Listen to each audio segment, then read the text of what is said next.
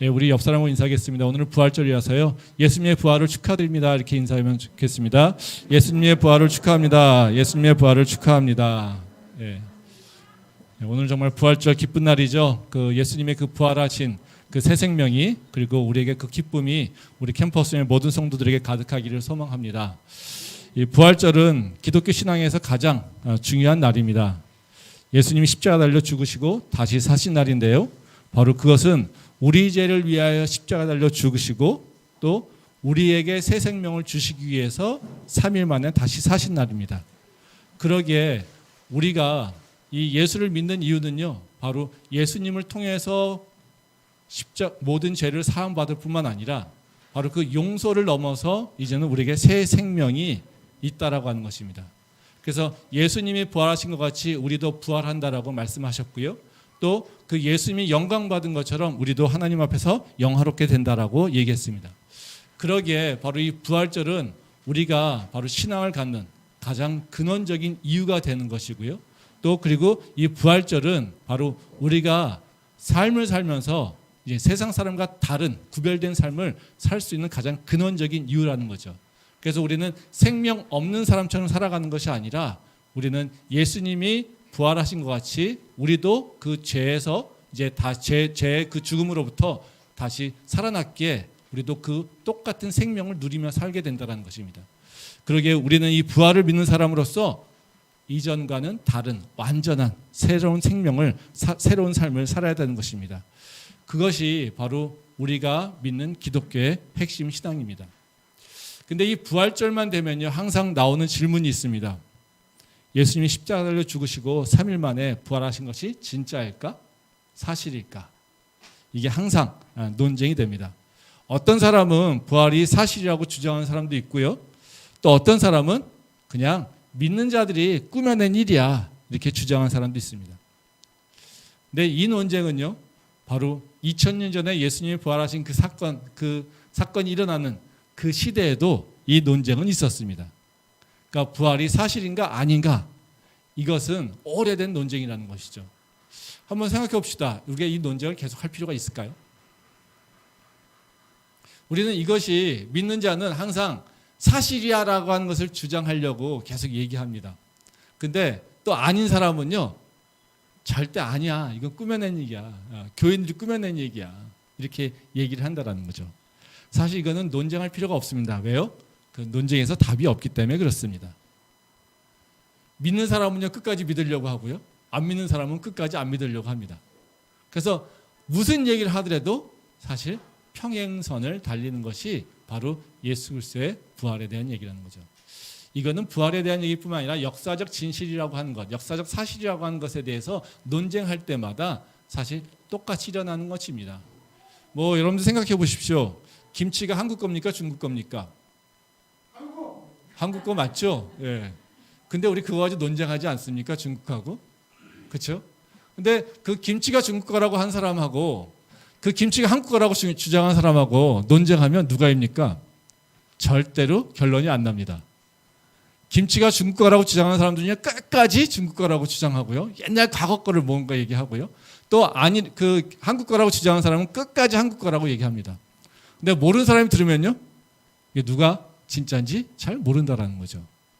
그렇지만 사실은 그것을 알고 믿고 하는 사람들은 절대로 흔들림 없이 자기 주장을 하게 됩니다. 그래서 합의된 결론을 도출할 수가 없습니다. 그게 역사적 사건 또는 역사적 사실이라고 하는 것을 두고 논쟁할 때 일어나는 일입니다. 그러니까 예수님의 그 부활에 대한 그 논쟁은 절대로 답을 찾을 수가 없다는 거예요. 합의된 결론을 할 수가 없다는 것입니다. 그래서 저는요, 우리가 예수 그리스도의 그 부활을 믿든지 믿지 않든지, 그럼 우리가 어떤 태도를 가져야 될까? 부활에 대해서 우리가 어떤 태도를 갖는 것이 좋은 일일까?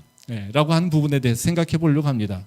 바로 성경에 부활이 증거되어 있지만 그것이 믿어지지 않을 때는 어떤 태도를 가져야 될까?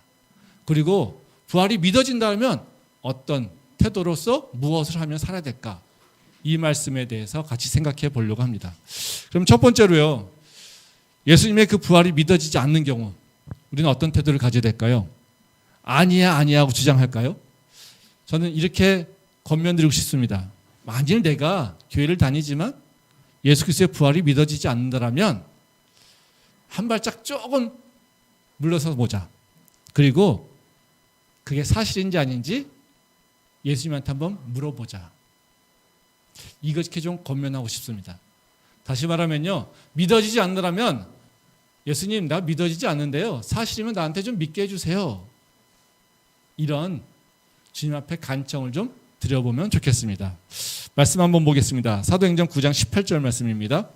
즉시 사울의 눈에서 비늘 같은 것이 벗어져 다시 보게 된지라 일어나 세례를 받고. 이 사도 바울이 고린도전서 15장에 보면요, 자신이 부활하신 예수님을 만났다고 합니다. 그 사도 바울은 부활하신 예수님을 만나면서 완전히 새로운 인생을 살아가게 되는 거거든요. 근데 그 예수님이 부활하신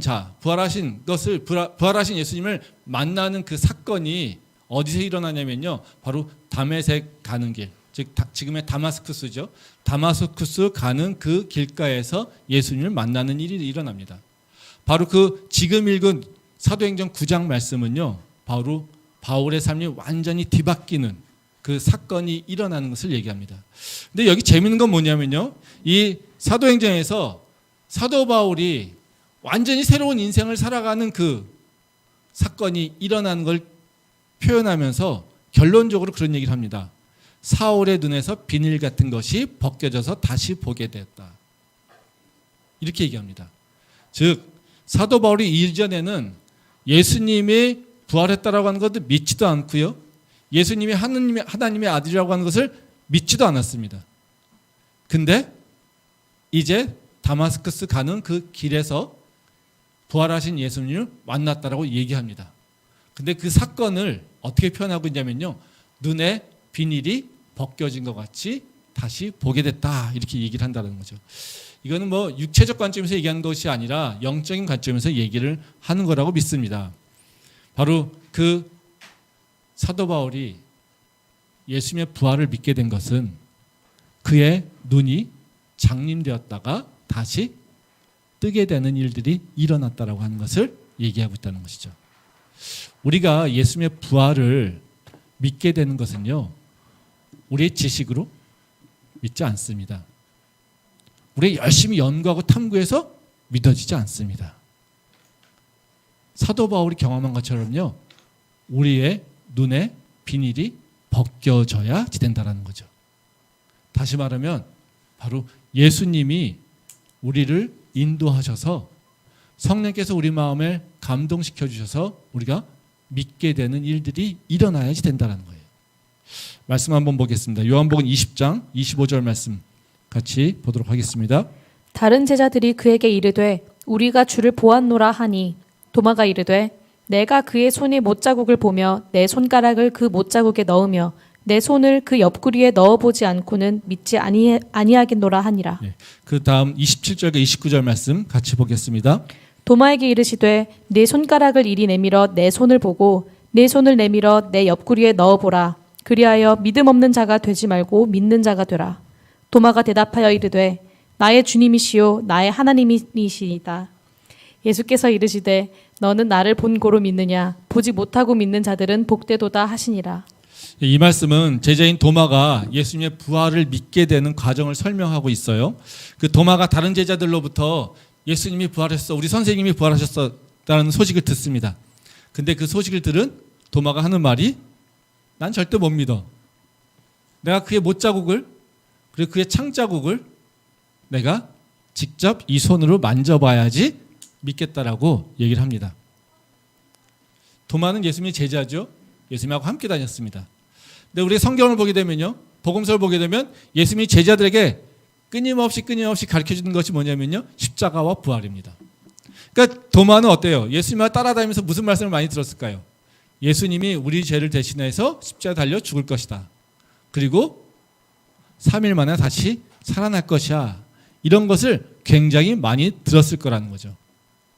근데 도마는요, 그 얘기를 싹 다 잊어버렸습니다. 그리고 그 얘기를 기억도 하지 못합니다. 그리고 예수님이 부활했다는 그 소식을 들었을 때 바로 도마는 그냥 이성적인 생각만 가지고 얘기합니다. 내가 그의 못자국과 창자국을 내가 직접 만지지 않으면 내가 믿지 못할 거야. 사실 우리가 이런 모습 아니겠습니까? 믿지 못한다라면요, 사실 이런 모습입니다. 야, 2000년 전에 사람이 죽었다 살아났다고? 어떻게 믿어 그거를?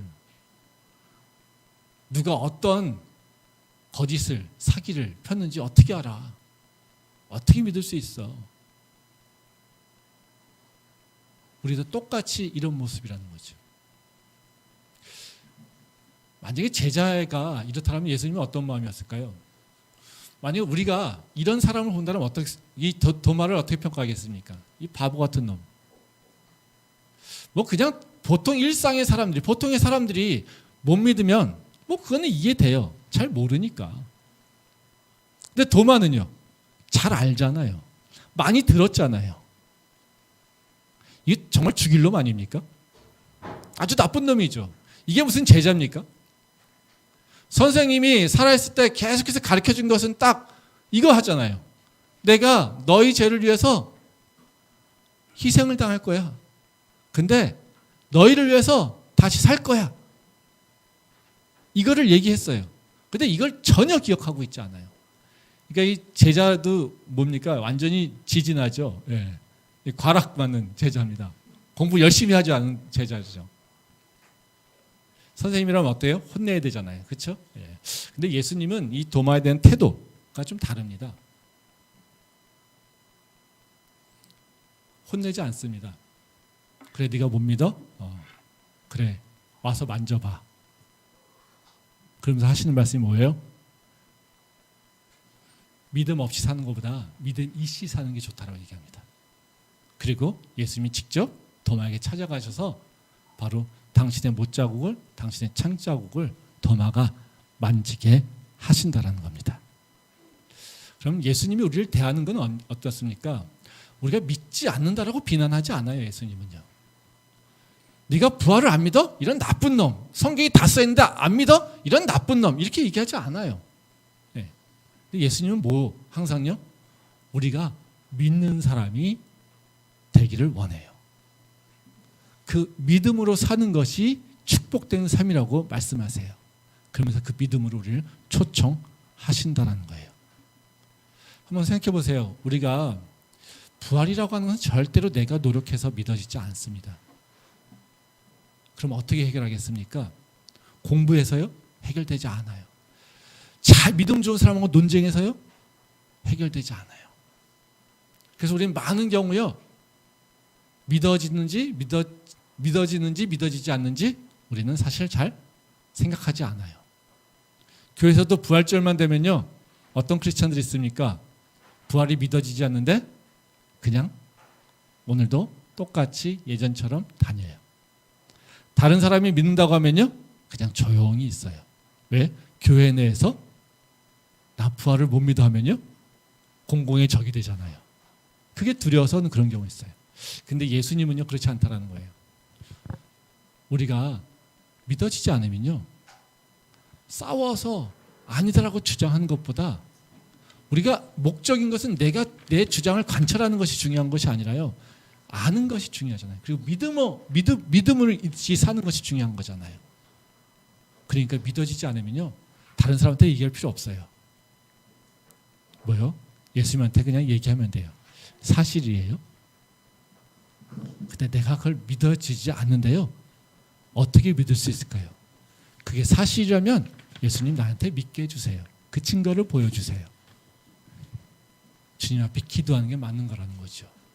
그러니까 우리는 부활에 대해서 논쟁하는 것이 아니라요, 예수님이 원하시는 것은요, 우리가 부활을 믿음으로 사는 그런 삶이 우리한테 원하신다는 것을 알고 있기에 우리가 믿어지지 않으면 주님 앞에 그냥 간청하면 됩니다. 그래서 우리 안에 혹시 예수님의 부활이 믿어지지 않는다라면 그냥 살짝 뒤로 물러나서 내 주장을 다 그냥 밑으로 다 깔아놓고요, 예수님, 내가 믿을 수 있도록 나에게 증거를 보여주세요. 이 기도를 하는 것이 우리가 해야 될 도리라고 믿습니다. 그러면 좋으신 예수님께서, 우리가 믿고 영생을 얻기를 원하시는 예수님께서 우리에게 그 증거를 우리 삶 가운데서 드러낼 것이라고 믿습니다. 그런 은혜가 우리 안에 있기를 소망합니다. 두 번째로요, 우리가 그런 부활의 믿음이 확실해요. 예. 그러면 어떻게 해야 될까요? 나 믿어. 나 그냥 잘 믿고 있어. 나는 쟤는 못 믿는데 나는 믿어. 난 그러니까 믿음 좋은 사람이야. 이렇게 살아야 될까요? 예. 그게 아니죠. 우리는 내가 믿는다라고 하는 것 자체에 만족감을 누리며 사는 것이 아니라요, 내가 진짜로 예수님의 그 부활을 믿는다라면 우리가 살아가야 되는 것은요, 바로 부활의 증인으로 서야 된다는 겁니다. 그게 우리가 해야 될 도리라는 것이죠. 말씀 한번 보겠습니다. 사도행전 2장 29절 말씀입니다. 29절부터 32절 말씀입니다. 형제들아, 내가 조상 다윗에 대하여 담대히 말할 수 있노니 다윗이 죽어 장사되어 그 묘가 오늘까지 우리 중에 있도다. 그는 선지자라 하나님이 이미 맹세하사 그 자손 중에서 한 사람을 그 위에 앉게 하리라 하심을 알고 미리 본고로 그리스도의 부활을 말하되 그가 음부의 버림이 되지 않고 그의 육신이 썩음을 당하지 아니하시리라 하더니 이 예수를 하나님이 살리신지라 우리가 다 이 일의 증인이로다. 예, 이 말씀은 사도 베드로가 그 오순절 성령 강림이 일어난 이후에 바로 설교하는 내용입니다. 이 사도 베드로의 그 설교 내용은요, 바로 그 성령의 강림과 그리고 예수님의 죽음과 예수님의 사역과 죽음과 부활에 대해서 얘기를 하고 있어요. 근데 그 예수님의 그 부활을 뭐를 통해서 증명하고 있냐면요, 시편에 있는 말씀을 통해서 기록하고 있습니다. 그 시편에 기록된 것 같이 예수님께서 부활하셨다. 그리고 예수님께서 지금 하나님의 우편 앉아 계셔서 우리를 인도하고 계시다라고 얘기하고 있어요. 근데 이 부활에 대한 얘기를 하면서 베드로가 시편의 말씀으로 끝내는 것이 아니라 뭐라고 얘기하냐면요, 마지막에 그런 얘기합니다. 이 예수를 하나님이 살리신 자시라 우리가 다 이 일의 증인이로다. 즉 다시 말하면 자기가 증인이라고 내가 지금 증거를 내세우겠다라고 얘기하고 있다는 겁니다. 즉 이 부활에 대해서 사도 베드로의 태도는요, 두 가지의 태도가 있습니다. 하나는 뭐냐면요, 말씀을 통해서 부활의 증거를 얘기합니다. 즉 시편의 말씀을 통해서 바로 그 예수님의 부활이 그냥 꾸며낸 얘기가 아니라 하나님께서 예견하신 그 일이라고 하는 것을 지금 증거하고 있어요. 근데 그걸로 끝내지 않습니다. 또 다른 하나는 뭐냐면요, 바로 우리가 그것의 증인이라고 선포한다라는 것입니다. 우리가 부활을 믿는다라고 하면요, 우리가 갖고 있는 태도는 뭐냐면요, 뭔가 알아가지고 어떤 기록이나 또는 어떤 책이나 누구의 설교나 누구의 주장이나 이런 걸 통해 가지고 예수님이 부활하신 거 맞아 이렇게 주장하는 경향이 있습니다. 뭐 과거에 무슨 고대 누구의 그 역사학자가 이런 얘기했다고 믿어 이렇게 얘기하려고 하는 경향이 있다는 거죠. 근데 그것도 중요합니다. 근데 아까 얘기했듯이 그런 주장은요, 절대 들려지지 않습니다. 받아들이지 않습니다. 근데 사도 베드로는 그래서 뭐라고 하냐면요, 내가 증인이야. 내가 증인이야. 내가 증언할 수 있어. 이렇게 고백하고 있다는 것입니다. 즉 사도 베드로가 부활에 대한 태도를 갖고 있는 건 뭐냐면요, 내가 믿어, 내가 확신해 라고 하는 정도에서 머무르지 않아요. 과거의 말씀을 보고 난 믿고 있어 이걸로 만족하고 있지 않다라는 거예요. 사도 베드로는 뭐요? 내가 믿을 뿐만 아니라 내가 증인자야. 우리가 해야 될 궁극적인 일은 뭐냐면요, 믿는다라고 증거를 찾아야 되는 자가 아니라 내가 증인자라고 하는 그 증언자로, 증거자로 우리가 일어나야 된다는 것입니다. 그게 부활을 믿고 있는 자가 가져야 될 태도라는 것이죠. 우리 캠퍼스의 모든 성도들이 2021년도 부활절을 맞이해서 바로 이 사도 베드로가 일어난 것 같이 바로 예수님의 그 부활의 증인자로 일어날 수 있기를 소망합니다. 그때 우리 삶 가운데 그 예수 그리스도의 그 새 생명이 우리 주변에 다시 일어날 것을 믿음으로 고백합니다. 그러면 문제는 뭡니까? 우리가 어떻게 부활의 증인자로 일어날 것이냐? 이거지 문제죠. 어떻게 증인자 될까? 이런 겁니다. 우리 삶이 당연히 바뀌어야겠죠. 근데 그냥 바뀌는 것이 아니라요. 우리 삶 가운데 예수님이 주신 그 생명과 그 자유가 우리 삶을 이끌어가는 새로운 가치로 변해가야 된다는 겁니다. 즉 내가 예전에는요 생명과 자유라고 하는 것의 가치를 별로 그렇게 두지 않았어요. 중요하게 여기지 않았어요. 기억하지도 않았어요. 근데요 우리가 예수 그리스도의 그 부활을 알게 되면요 그 생명이 얼마나 소중한 것인지 그리고 그 자유가 얼마나 소중한 것인지를 알고 그것을 따라 살아가는 삶으로 받게 된다는 것입니다. 즉 세상 사람들이 원하는 돈과 이런 것들만 주장하는 것이 아니라 내가 받은 새로운 생명, 내가 하나님께 받은 바로 그 자유, 이것을 소중히 여기는 삶으로 가야 된다는 겁니다. 말씀 보겠습니다. 사도행전 2장 14절 말씀입니다. 베드로가 11 사도와 함께 서서 소리를 높여 이르되 유대인들과 예루살렘에 사는 모든 사람들아 이 일을 너희로 알게 할 것이니 내 말에 귀를 기울이라. 43절 2장 43절 말씀 보겠습니다. 사람마다 두려워하는데 사도들로 말미암아 기사와 표적이 많이 나타나니. 이 지금 읽은 사도행전 2장의 말씀은요. 바로 그 성령 강림한 이후에 바로 그 교회가 형성되는 것들에 대한 얘기가 나오고요. 그 사이에 바로 사도 베드로의 설교 얘기가 나옵니다. 근데 이 말씀을 보게 되면요. 지금 그 14절과 43절 말씀이 일어나는 걸 보게 되면요. 바로 사도들이 예수님이 부활한 이후에 어떤 상황, 어떤 환경에 직면했는지를 잘 보여주고 있습니다. 이 사도들이 그리고 예수를 믿는 자들이 지금 직면한 상황은 뭐냐면요. 두려움이었습니다.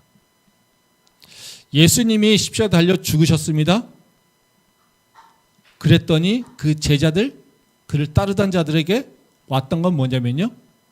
죽음, 박해였어요. 그래서 이 제자들은요. 모두 두려워했어요. 43절 말씀에 보면 뭐라고 얘기합니까? 사람마다 다 두려워해요. 또 사도행전 1장에 보면요. 바로 이 베드로도 이 사도들도요. 다 다락방에 숨어 있는 상태입니다. 근데요. 이 사도들의 행동은요. 세상에 죽이려고 하는 그 위협과 협박, 그래서 그것에 눌려서 마음에 두려움이 가득한 상황, 이 상황에 눌리지 않았다라는 겁니다. 그 두려움에 굴복당하지 않았다라는 거예요. 오히려 사도들은요. 자신을 죽이려고 하는 유대인들 앞에서 지금 예수님이 부활했다라고 하는 것을 증언하고 있습니다. 성령이 내려와서 방언이 일어나니까 사람들이 저자들이 술 취했나라고 비난하고 조롱하니까 그 요엘서를 들어서 성령이 우리에게 임재하는 것이 하나님의 역사고 예수님께서 바로 예견하신 일이라고 하는 것을 담대히 얘기합니다. 그리고 너희가 예수를 죽였다고, 너희가 하나님의 아들을 죽였다라고 담대히 얘기하고 있다는 겁니다. 즉 다시 말하면요. 사도들이 우리 그 삶 속에서 보게 되면 세상의 여러 가지 질시와 조롱과 압박과 위협들의 두려움을 갖고 있지만 예수님의 부활을 알고 그 성령의 충만함으로 그 예수 그리스도의 부활이 확신이 됐을 때 그들은 절대로 그 두려움에 굴복하지 않았다는 것입니다. 왜냐하면요. 예수님의 그 부활을 통해서 그들이 새 생명을 얻고 있기 때문에 그렇다는 것입니다. 이게 어찌 이렇게 이런 일이 일어날 수 있겠습니까? 제가 요새 그 미얀마를 보면 정말 한쪽의 마음에는 되게 마음이 아프고요. 또 한쪽으로는 되게 놀랍습니다. 그리고 기대가 있습니다.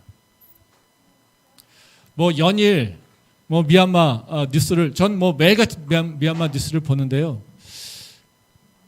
지금 뭐 사망자는 비공식적으로 한 1000명 가까이 되지 않을까 이런 생각을 하고 있고요. 공식적으로 한 600명 정도 되고 있습니다. 500명이 넘어가고 있으니까요.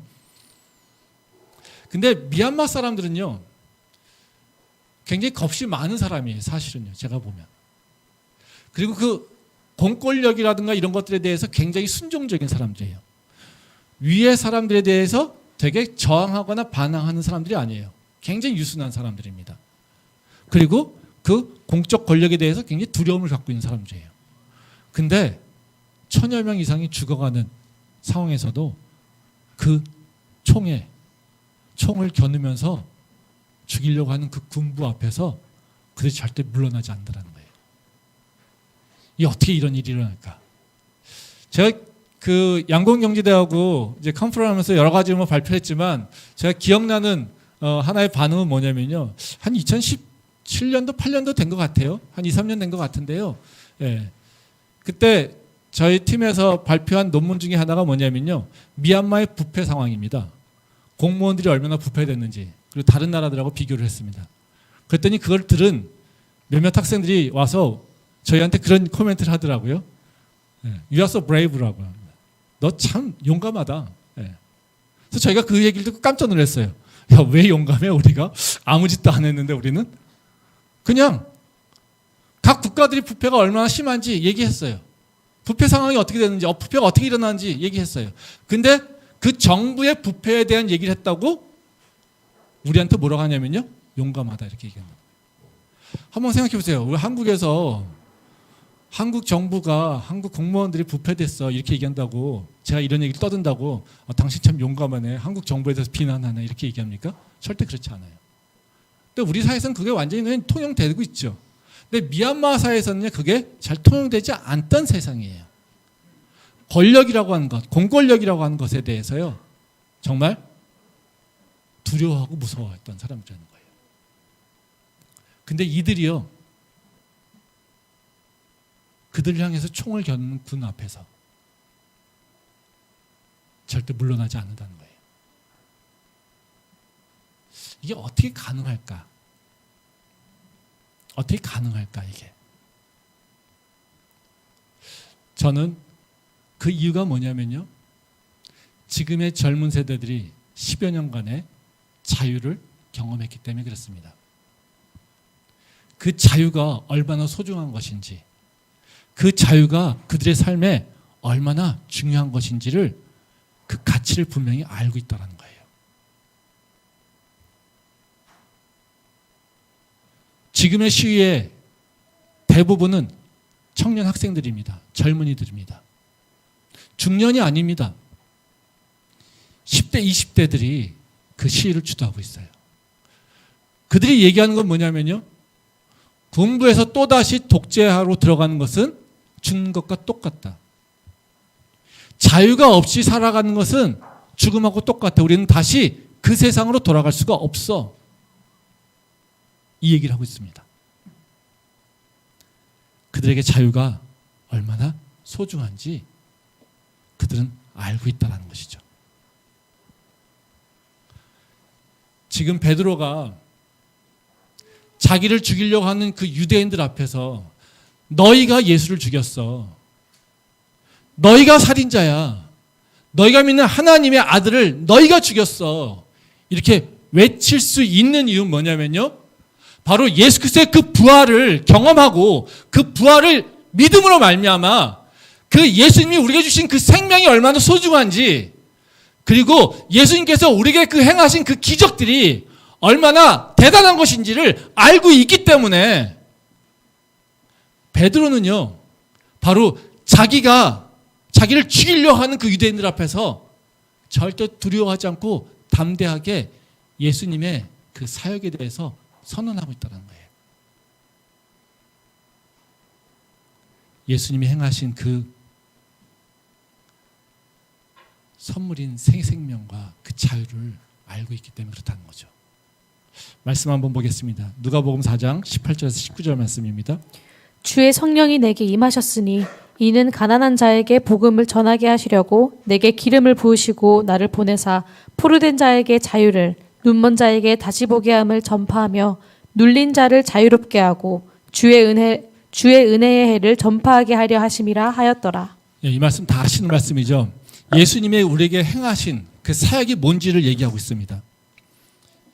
예수님이 우리에게 오셔서 행한 일은 뭐냐면요. 돈 준 일이 아니에요. 예수님이 우리한테 행하신 일은요, 몸 조금 아픈 거 건강케 해주는 거 이거 아니에요. 예수님이 오셔가지고요, 나 저 인간 되게 미운데요, 저 인간 내 앞에서 무릎 꿇혀주시고요, 저 인간 버려주세요, 이런 거 아니에요.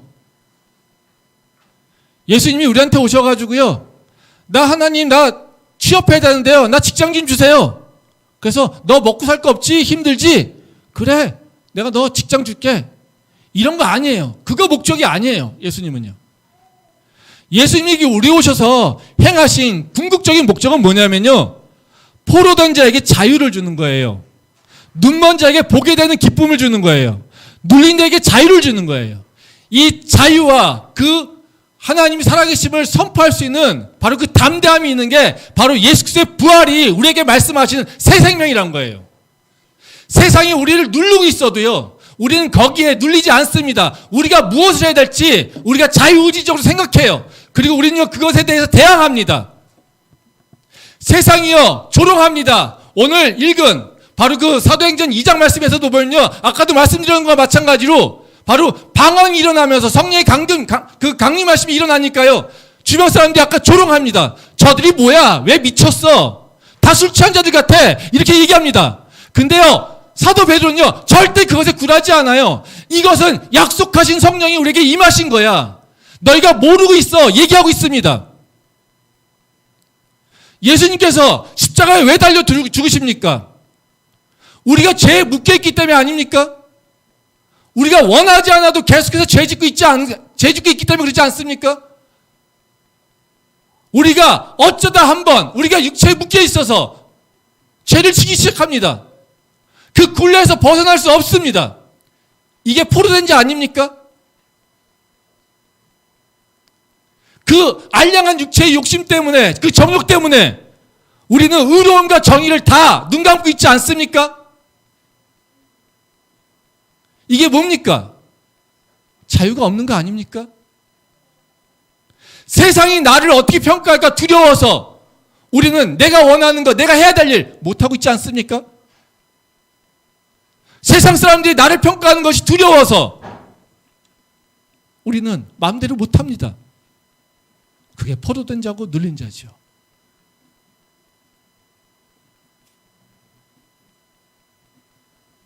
이것으로부터 우리를 자유케 하신다는 거예요. 이게 예수 그리스도의 부활이 우리한테 주신 선물이에요. 우리가 영적 생명을 모르고 있었어요. 하나님 나라를 모르고 있었어요.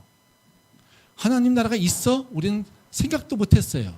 그저 이 땅의 인생이 마지막 끝인 것 보냐. 이것에서 그냥 어떻게 하면 조금이라도 잘 먹고 잘 살까, 이것에 대해서 고민하고 살아요. 근데 예수님께서 우리한테 뭐라고 하십니까? 이 땅이 끝이 아니야.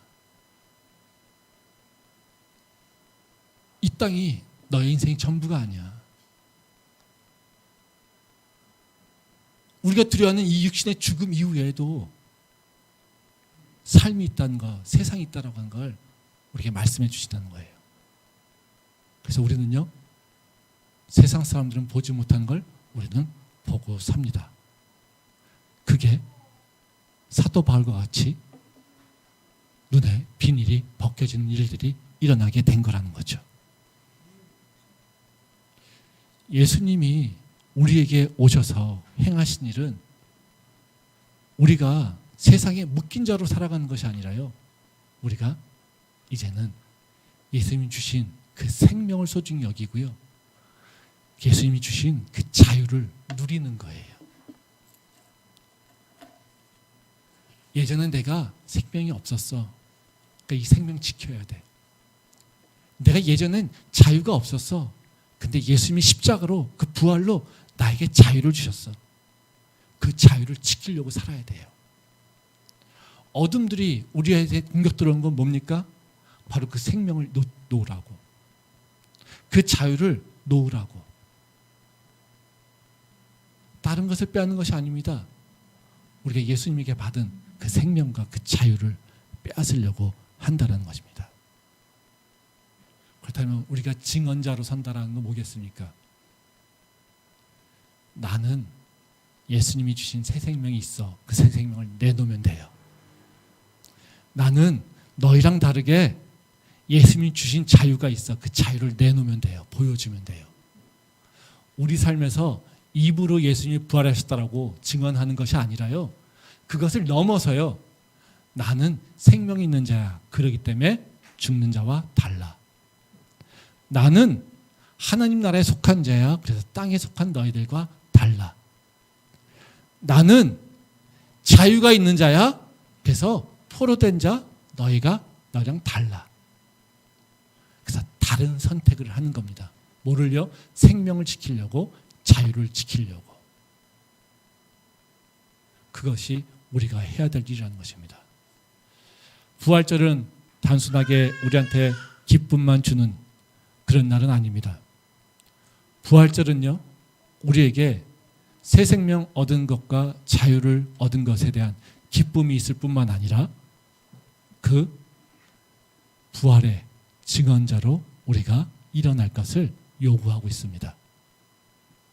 우리 캠퍼스 열매는 기쁨을 넘어서 이제 사도 베드로가 고백하는 것처럼 예수 그리스도의 그 부활의 증인자로 일어날 수 있기를 소망합니다.